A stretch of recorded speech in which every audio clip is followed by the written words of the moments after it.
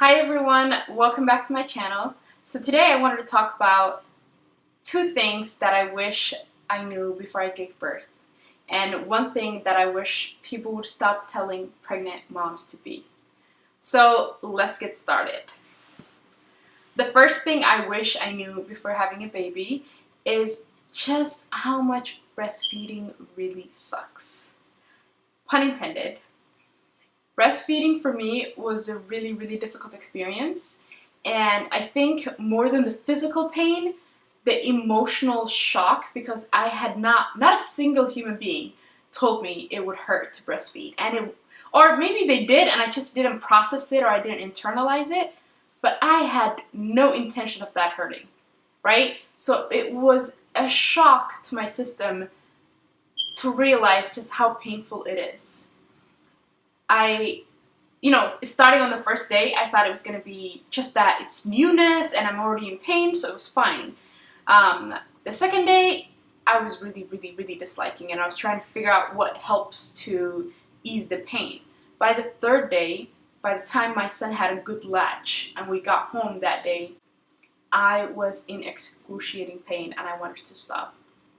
I told my husband I quit, this is not worth it, because there was nothing coming out. I guess it was colostrum and I didn't know that, but it felt like there was no milk production and I was just literally putting myself in pain, making my kid hungry or starving in my head. Like, I'm not benefiting him in any way. This is painful. I'm already feeling all of these feelings, and I'm in all of this pain physically, and all the hormones are causing me so much emotions to stir up. I was ready to quit. I said, I'm not doing this anymore. We're gonna give him formula. I can see how much he consumes and I can count it, and it was such an easy thing to do, and I really wanted to do that, because I wasn't somebody who really had this master plan of breastfeeding. It was just the way to go. You try to breastfeed. If it doesn't work out, you move on to formula. And by the third day, I moved on to formula. I was done. My mother, however, was able to convince me out of that and explained that it gets better. But it was like getting used to the feeling of breastfeeding, and after that it would get better. Thankfully, I stuck to it for quite a while and it worked out really well. I was able to learn how it works, but it was never something that became fully painless, right? It wasn't like it became completely normal to feel how it feels when you breastfeed, but it wasn't that excruciating pain as well. So it was normalized. My body got used to it. I learned how to deal with it. I learned how much milk production I had and all of that other stuff. So it turned out to be something that I did want to do, and I'm really happy that I stuck with it.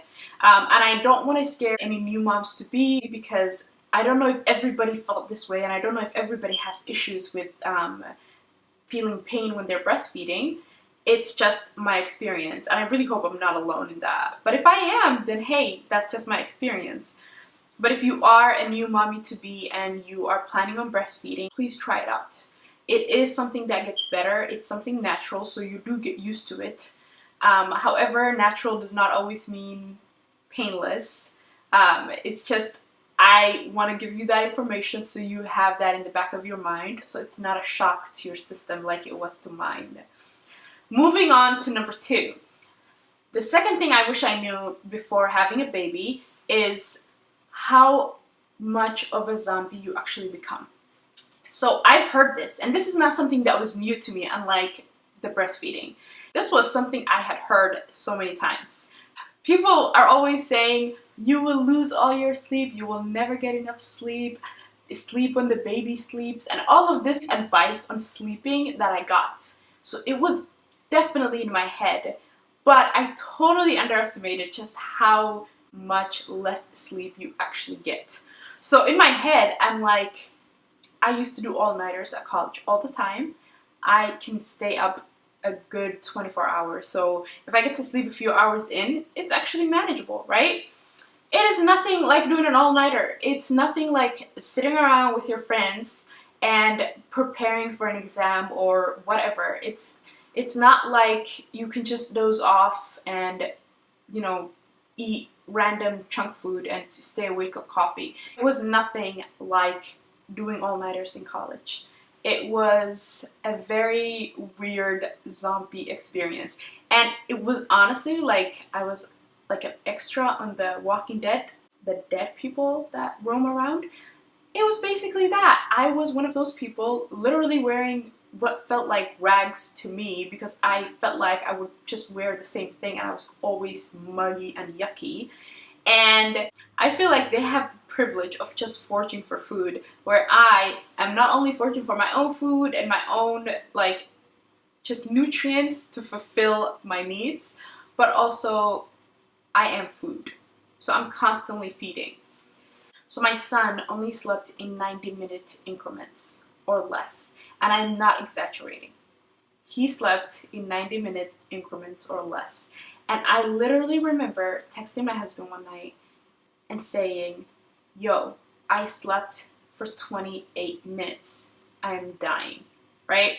Like, I was so out of it, so out of it. And it got continually worse.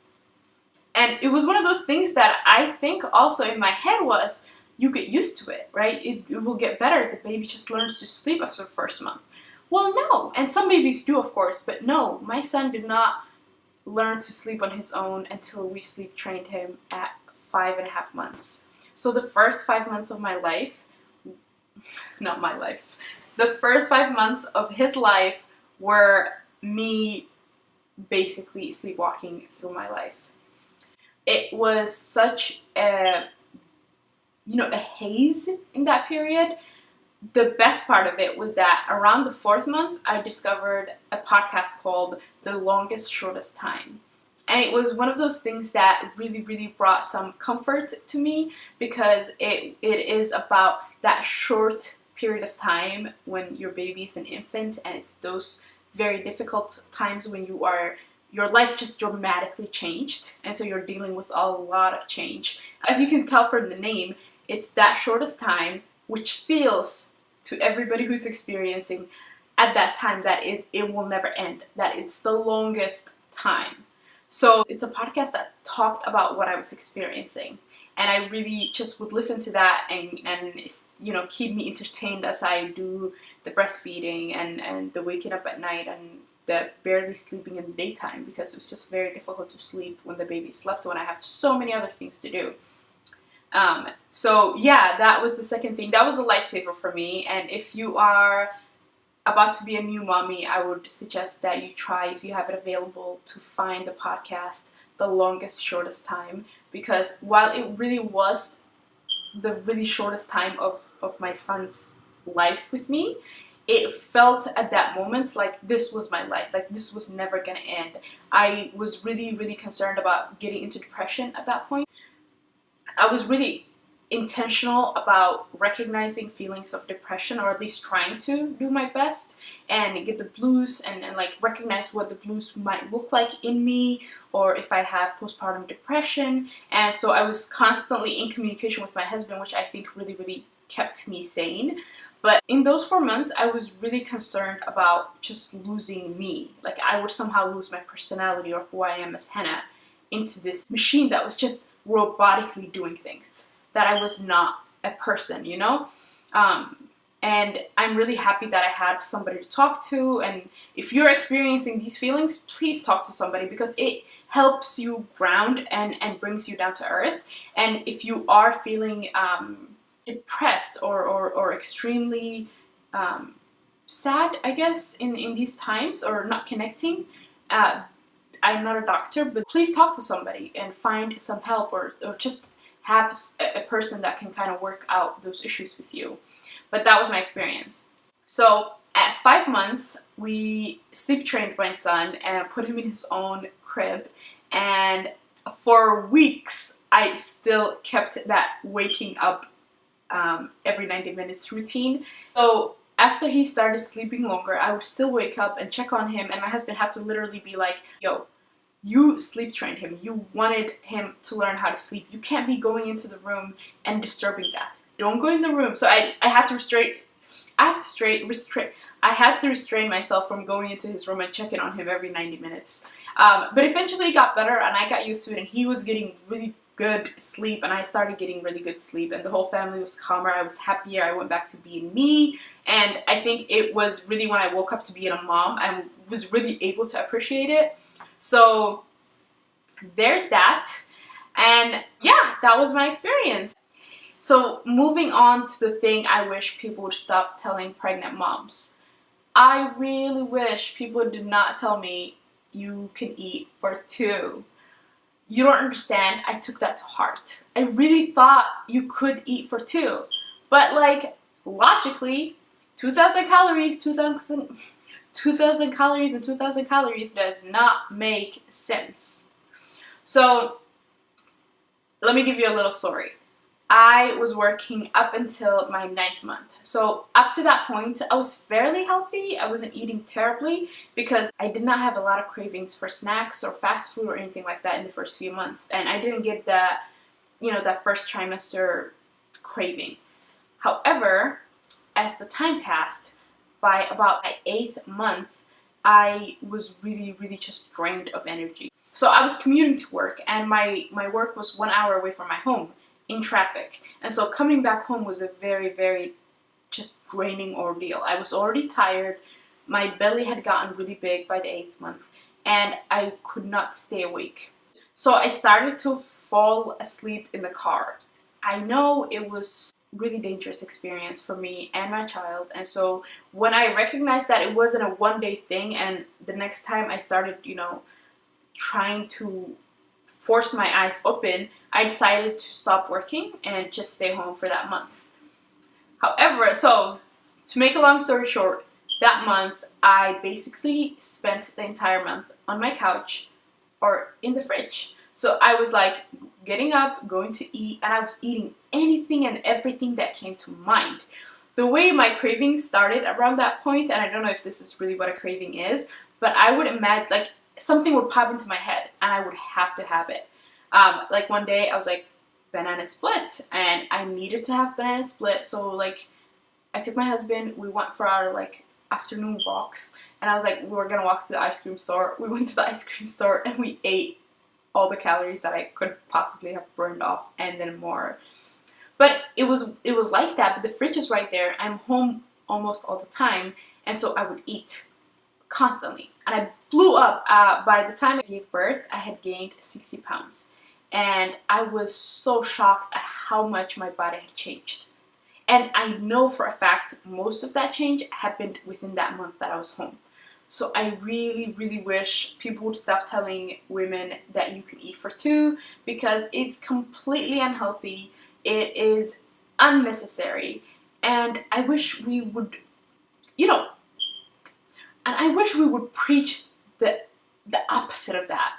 That because you're pregnant, you should be eating healthier than you usually do. You should try and have some movement in your day, and that resting or sleeping and sitting is not always the best option.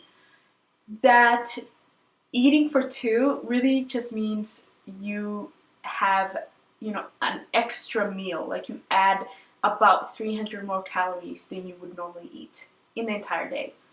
So it is not eating an entire person's entire day's worth of food. It's just adding an extra meal because your body is going to require those nutrients. So that is the advice I wish I'd gotten. I wish I was told, hey, eat healthier, and if you really need to give into your cravings, which oftentimes we do so. But have, one piece of the chocolate candy bar, or have a quarter of that banana split, and save the rest for your another time for when you crave it. Just being mindful of what goes into your body as much as you are of, accepting this idea that you can eat for 2. So yeah, that is the advice I wish I had gotten. That concludes this video. I really, really hope you enjoyed it. If you like this video, please don't forget to like and subscribe. If you have any comments, if you have any questions or similar experiences, I would really love to hear from you. So please comment down below. Thank you again for watching. I truly appreciate you. Until next time, peace.